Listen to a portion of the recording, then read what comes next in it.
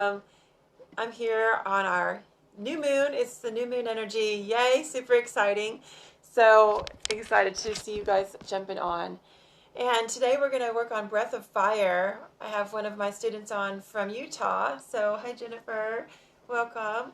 And so we have a specific request to work on pranayama, breath control, and breath of fire is one of the ones that's a little harder to master. So thanks for jumping in. Hi. And if you have a pranayama breath practice, just drop me a note and let me know what you're practicing. I would love to learn a little bit more about how I can help assist you in this practice. This is such a fundamental practice. It really is. It's one of the things that is the foundation to really building a strong yoga practice. A lot of us in the Western world think yoga is specifically just asana, like doing the movement, working out. But that's actually not what the yoga practice is. The whole reason that we actually do a yoga practice in the West is to work our body, but then the actual foundation for that in the Eastern philosophy is you move your body until your body is tired and not fidgety, so you can rest and still your mind and use your breath. And so the foundation is the yamas and the niyamas, which are the first two limbs of yoga. These are the restraints and the observances that we do really as a foundation for our practices. It's just really great ways to live our life. There's not a religion attached to it at all. It's just simply philosophy on how to live our life. 5 restraints, 5 observances, yamas, niyamas, and then we move into the asana, which is then the pranayama. So we have our foundations of our practices here that are building upon each other. So pranayama is breath control, breath retention. It's one of the fastest ways to control your own energy. And I was talking to Jennifer before we started this live about controlling our energy and noticing like what types of practices help us there. And pranayama is one of the foundational ways to do that. So if you're stressed, if you're worried, if you're tired, if you're not sure of what to do in your life, just being still for a moment will really, really help you. And so breath is the foundation to actually our existence. Obviously, we need breath to live. Prana is life force. So pranayama is your breath control practice.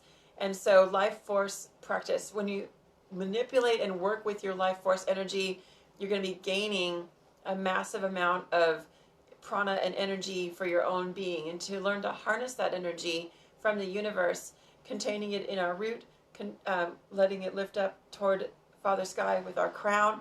So this is ways that we can do this is by controlling our own breath. So I'm going to teach you just a very basic 3-part breathing at first, and then we're going to move into the breath of fire. Does that sound good? Okay. So hey, thanks for joining. Hey Daisy, good to see you. And so we're going to start with an easy, simple seated position, just dropping ourselves into our mat. If you don't have a mat, just grab a pillow from your couch. It's good to sit on the ground if you can get on the ground. If the ground is not available for you, just putting your feet flat on the floor and not crossing your legs or your arms and turning your palms up on your lap. You can turn your palms up for receiving, or you can turn your palms down for grounding. And so, receiving is pulling in blessings, abundance. So you can cup your hands like a little cup and just set your hands on your lap in a very simple mudra. Or you can turn your palms down and let your palms just ground and rest on the large muscles of your thighs and ground down deep into the earth. So, hey Stephanie, hey Bonnie. And so you want to, if you're grounding down, you're going to let your palms rest on your body or just place your hands actually on the ground. And feel your whole palm connecting either through your bones or deep, just straight down into the earth. And so whatever feels better for you today, palms up or palms down. If you'd like to do yoga for your hands, mudras are what we use in the practice. And yoga for your hands is something simple. Thanks for the hearts, y'all. That's so sweet. So if you practice mudras, let me know. There's some really great mudra apps. Mudras are about containing a key of energy, is containing the life force prana energy and locking it in. And this is a symbol of a posture that's been used for thousands and thousands of years. You'll see lots of statues that have mudras. And so one of the simplest mudras we can do is the mudra of wisdom, Jhana. Jhana is the path of wisdom. There's 4 different paths in yoga. So the path of wisdom is jhana. And to symbolize that, this is used very commonly when you're saying, okay, like right on, I get you, good idea. And that's the path of wisdom. Just touching, it's just a touch point, one finger or both, just touching, and then turn your palms up, or you can turn your palms down, whatever feels best for you today. So just roll your shoulders back and away from your ears, move the hips side to side, and then just settle your tailbone down into the earth. Lift up from the heart center, so the very center of your sternum is pulling away without arching your back. So when you sit up, a lot of times what happens is we ground down and then we lift and we kick our booty out like that. And so we're lifting, but our booty's no longer grounded. So keep that tailbone drop down like that. And so you're letting the sacrum elongate from the hip to the tailbone. Belly is slightly pulled in and up, but it's relaxed. So it's really weird because in the Western society, especially as women, you're like, suck it in, zip it up, like pull everything in and just, look super skinny like a supermodel. And so that's not real. And also it's very hindering to your pranayama practice if you do that. So allow your belly to be soft, but you're lifting slightly in and up through your belly button. And so again, take your mudra, ground down through your tailbone, lift up through your sternum. And then you're also going to make sure your chin is not tilted back or up. So the very tip top of your head, if you could place your finger there, imagine you were like a marionette and you would just pull that little string. And see how much space that creates in your spine? So even like you can imagine you're just energetically lengthening, and you're going to see your little vertebrae go tick, tick, tick, tick, tick, tick, tick, tick, tick, tick, and just space. So we're creating space. As one of my teachers, Leslie Kaminoff, he's an amazing breath and anatomy teacher, and wonderful, wonderful teacher. And he says that we are space makers as yogis. We are space makers. We're making space in our body for us to exist, for us to thrive. We don't want to just live. We want to thrive, right? So let's go ahead and just start with breath in a 3-part fashion, very simple. So as we breathe in, we're going to tighten the pelvic floor muscles. So just like you're doing a Kegel exercise, you're closing off the pelvic floor by squeezing. That perineum muscle is like a triangle-shaped muscle right at the base of our spine between our vagina and our anus. And we're just going to lift up a little bit by squeezing. Not squeezing your booty and not like clenching, but almost kind of like you just stepped into a pool of cold water and you're like, oh, it's like, oh, okay, just that little lift, like about 20% of your energy. So you're going to hold that energy in, keeps your energy from draining off randomly into the earth. And then from that space, just begin your natural breath. We're just going to begin holding root lock and breathing. So when you hold root lock, notice if your belly just naturally is tense. And sometimes those are really connected. So it's a very huge disconnect to let your breath be soft and still hold your root lock. So work on that, because that is one of the main things that when I first started doing breath work, I didn't even realize my abdomen was always tense and tight. Like literally since high school, my body was tense and tight because I was like, oh, you just have to suck it in. That's what we're supposed to do. You can't have any roundness to your belly. It's supposed to be flat. Bullshit. I call bullshit on that. That is not natural. That's not the way your belly is supposed to be. So let your belly be round and relaxed, but still hold that Kegel lift, that root lock, Mula Bandha. Breathe in. Again, hold that root lock, but let your belly relax and see how those seem to be connected, right? Still keep breathing in. Let your belly puff out when you breathe in. And you'll notice if you're a reverse breather, if when you breathe in, you try to only breathe from the top of your lungs and your belly stays in. So go ahead and breathe in from your top of your lungs, but then keep breathing in until your whole belly puffs up like a puppy asleep on the ground. You see a puppy, and that's what happens when puppies are breathing, or babies. Babies naturally just take whole huge belly breaths. So Try to do that with your root lock. It's a little tricky. If you feel like your hips are tilting, like if your pelvis was a bowl of soup and it was tilting forward and your soup would pour forward, grab a pillow. So I'm going to grab a pillow here. I'm going to sit it just underneath my sits bones. Oh, and see, that really elevates my hips. Now, I was in half lotus where my femur was, my ankle was on my femur, but sitting on the pillow, I'm going to move into Siddhasana and bring my heel all the way to my pelvis and the other foot against my shin. Now, from this place, it's a very grounded practice to turn the palms down and kind of press down on the knees. So you want the knees to be slightly lower than the bones on your hips.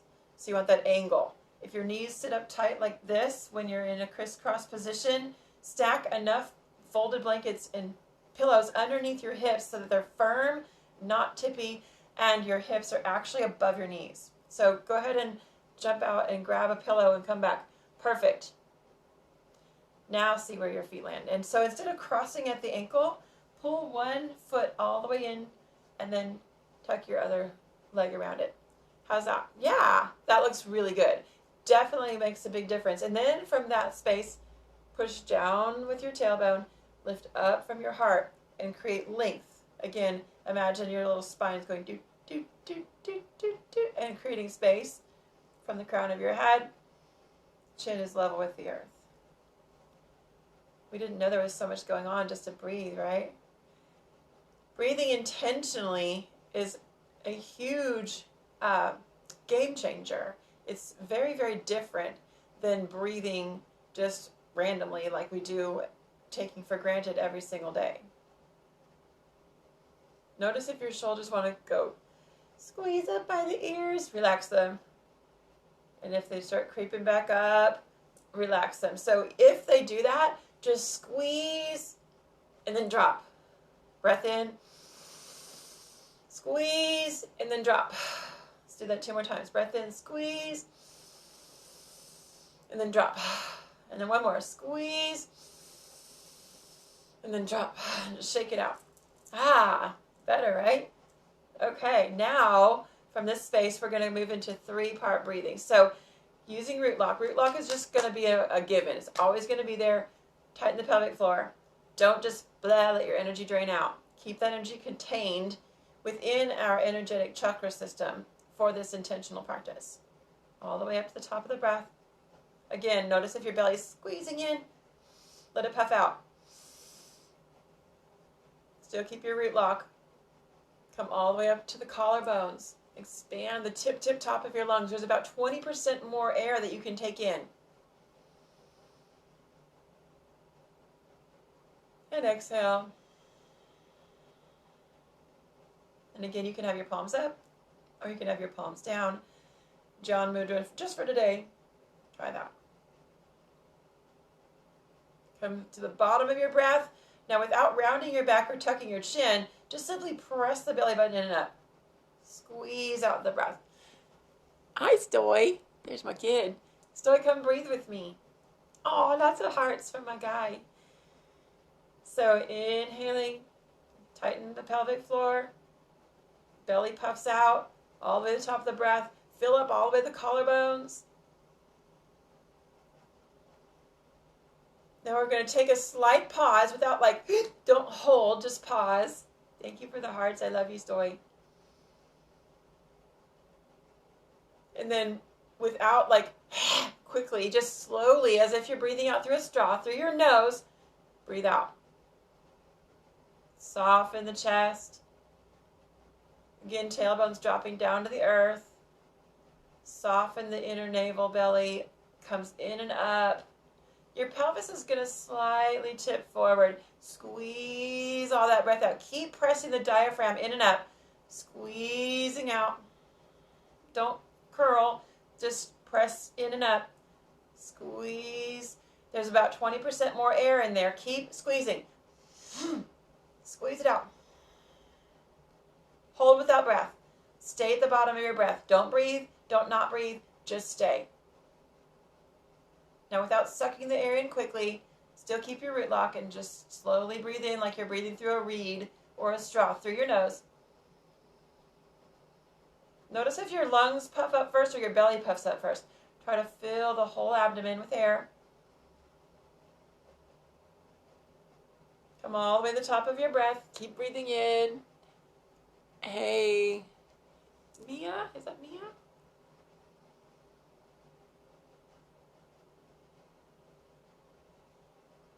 Keep breathing in, keep breathing in. Don't force. Just come to the top of your breath. Expand a little bit more. This time we're going to lock the chin to the chest. So we're going to lift our heart, fullest part of our breath, and then lock. So we're in Jalandhara Bandha. We're containing the energy from our locked root to our locked throat. Expanding, puffy belly, puffy chest, chin to chest. So we're not looking down. We're lifting our chest up, and we're just locking the throat. So from the side, it looks like, it looks like this. Okay? And then begin to breathe out. Belly button in and up. You're still keeping that throat lock, still keeping the upper abdominal lock. We're going to come into all three locks at the same time. Keep your throat lock, chin to chest, tuck, tuck, tuck. Squeeze it out. Feel the belly button pushing up. So as we exhale, it's an upward motion. Diaphragm's moving up, squeezing all that air out. You're still at the root lock. Come to the very, very last part of anything you can exhale. Anything you need to release on this new moon. Squeeze it out. Squeeze it out. Squeeze it out. Hold. Pelvic floor locked. Belly button locked. Throat locked. Master lock. All of your locks are in place. Don't overthink it. It's just yoga. Hold. No breath in, no breath out. Just be still. This is the point of surrender. Your mind is going to be like, I don't need to do this. I need to go do the dishes. Keep your mind still. Now when you get ready to breathe, slowly unlock the throat. Let the breath draw in like a straw, through a straw. Last one, master breath. All three locks, come all the way to the top of your breath. Now, I like to use just a very simple mudra. Once the mind starts to chatter, I'll just do this. Left hand under right, touch the tips of the thumbs together, and let my wrists just rest on my lap. It's a very simple meditation mudra. You're making a little oval. Keep breathing in. You got a little bit more room. There we go. Love you guys. Now, did you notice if your tailbone lifted off? Tuck your tail again. Pelvis is level, not tilted. All the way to the top of that breath. Squeeze the pelvic floor, holding that energy in. Puff the belly out, all the way up to the collarbones. There's a tiny bit more left. Now, chin to chest. Lock it. You could take a pencil and hold it right here. Tight.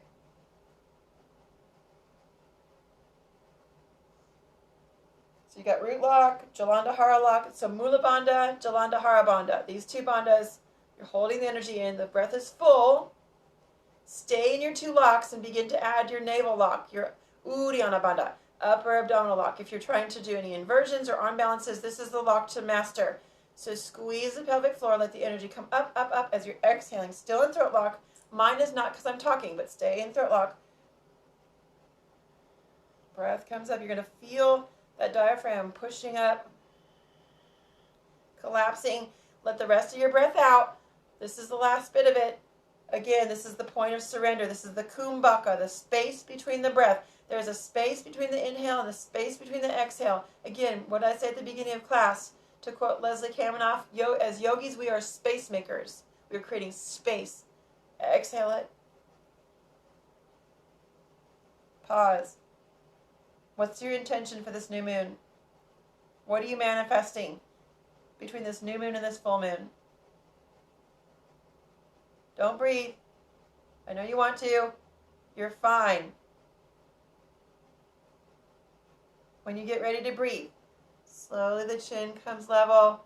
Air comes in through the nose, just like through a straw. We're not sucking the air in super fast. gentle transition between breath in and breath out, just like a wave. The tide is coming in. The tide is going out. The tide is coming in. Keep going. Tide is going out. Nice. Now return to your natural breath. Hey. Nice to see you, Fancy. Let's come back to our natural seated position, wherever you began your practice, or if you're comfortable where you are, you can also change the cross of your legs. How are you doing? All right. Breath of fire. You ready? This is the fun part. So now our prana is our energy, life force is prepped and ready, right? We're feeling enthusiastic about our breath work. Yay! And we're going to do breath of fire. This is the Kapalabhati. Kapalabhati is also called skull shining breath. So my son is on, and so you might remember this. When we went to the Perot Museum, before it was actually the Perot in Dallas, Texas, it was called this Museum of Natural Science and History in Fair Park. And when he was little, we went there on a field trip, and they had a Kirlian photography booth. And so all the kids were running around going to all those science booths and stuff like that. And I'm like, Stoy, come look at this Kirlian photography booth. And the booth was like just a regular photography booth, but it had a video camera on it where it showed the color of your energy field based on your heat. And so I'm like, oh my gosh, I'm going to do this practice. I'm going to check this out. So I took a picture before with my energy just the way it was when I walked up to the photography booth. And of course, in the center of the body, just like you can see any night vision cameras, is orange and red is warm, blue and green is cooler, and then black is nothing. And so it would kind of go from just some orange and some yellow to some blue and out to green. And that was it. So I started doing breath of fire. And then I took another picture after 56 rounds, which is half of a practice.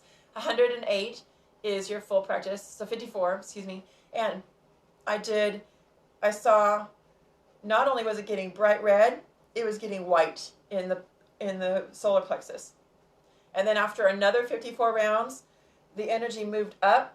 And then it was not only orange and red at the top, right above my crown of my head, but it was white hot.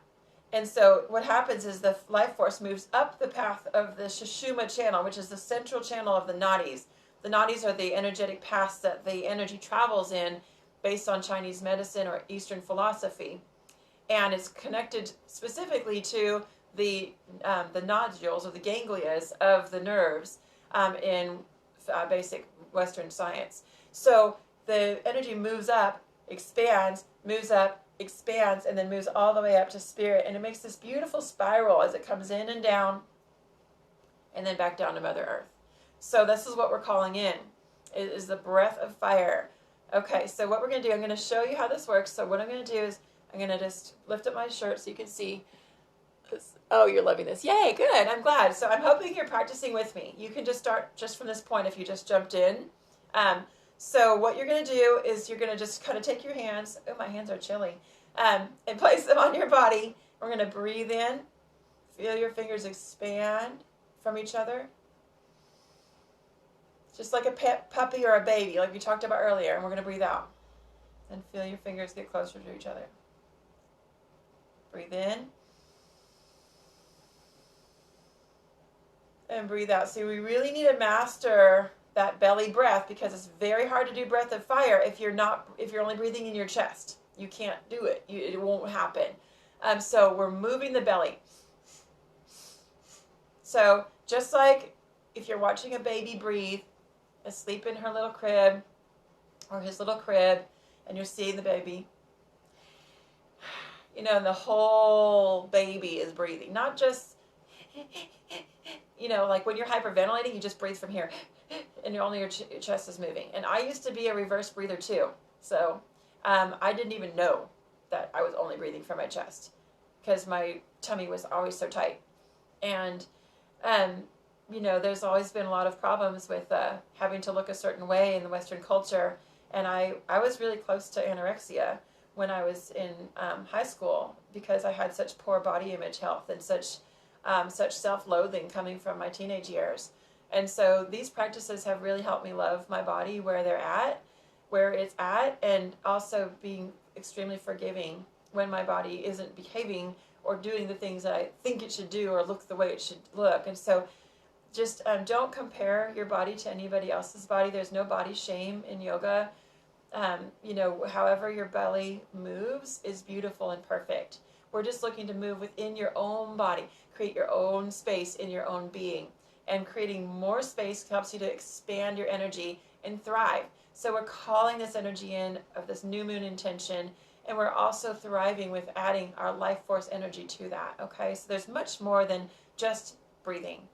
Okay, so what we're going to do is we're going to act like our belly is like a little pump on a well. Those of you who live in the country know, like if you're pumping well water and the line is, a mile long, you're going to have to pump for a very long time. And then, oh my God, and you rest. Well, if you rest, all that water goes back down. So you have to pump twice as long or twice as fast. So keep going, keep going. Okay, so what you're doing is you're pumping the diaphragm. And you're pumping your Agni, your prana, your fire. Okay, so it doesn't matter if your belly does what you think it should do. You're just simply breathing in and out at a pace that's comfortable. Sometimes it helps to count or just chant a mantra. One of the very simplest mantras is sa, ta, na, ma. Sa, ta, na, ma. Sat nam is truth in our name. It means the truth is in our name. So sa, ta, na, ma. You can just tap your fingers and you can do it with your breath. Sa, ta, na, ma. Sa, ta, na, ma. I'm going to count for you. We're going to do 4 rounds of 26 each, okay? 27 each, excuse me. My math is really off. And so we're going to do 4 rounds of 27, making 108. 108 is like in a mala bead of necklaces. Mala is the root word for prayer, and it's a prayer necklace. So this is a round of prayer. We're going to do 108. And so it's very important to set your heart right with intention before you start this practice. Whether it's just on sending love to Mother Earth, whether it's sending love to your children, since we were just coming off of Mother's Day as we're recording this, whether it's sending love to yourself or all of that, whatever that is, whether it's manifesting something in your life. So take a second to sit with your intention. And then what it looks like is we're going to go breath in, breath out, push belly button to spine in a quick motion. So it kind of sounds like a train. We're not hyperventilating. We're going.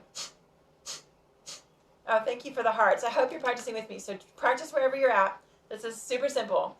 I mean, you could even do this one when you're driving because this is an energizing breath. So breath in, and then we're going to go. Okay, so you're just going to pump the belly. Ready?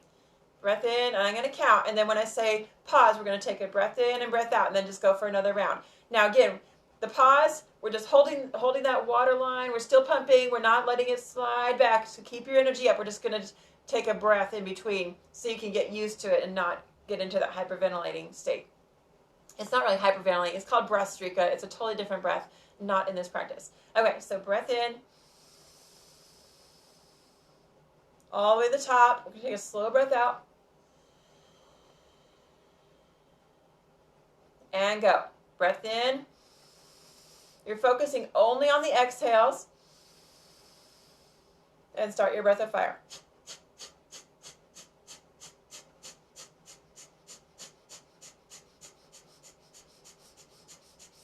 Pause. Breath in. Hold.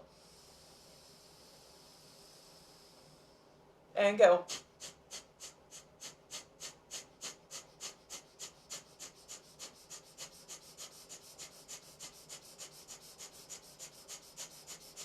Big breath. We're going to go 2 more rounds.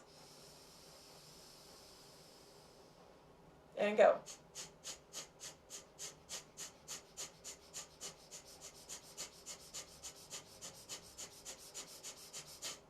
Pause. Breath in. Last round.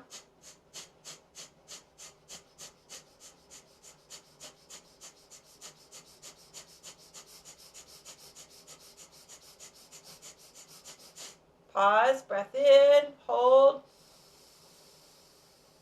All the way to the top of the breath. Breath out slowly. Still keep your root lock, but let all your other locks go. And then just come back to your natural breath. However your breath lands right now is perfect. And just notice, too, how your breath has shifted since we started this practice. See if you can feel the heat in your belly. See if you can feel the heat above the crown of your head. You can place your hands there and just notice. You feel that connection? Nice. Nice work, yogis. Yes. And we'll just bring our hands to our heart, honoring our intention for our practice today. Thanking Great Spirit for channeling this beautiful prana, life force energy through us. Thank you for this breath. Thank you for this moment. Thank you, Mother Earth, for supplying all of our needs, everything we need, for being our beautiful mother, for our warrior goddess mother, the original mother, the one that's made of stars just like we are. Thank you, Mother Earth.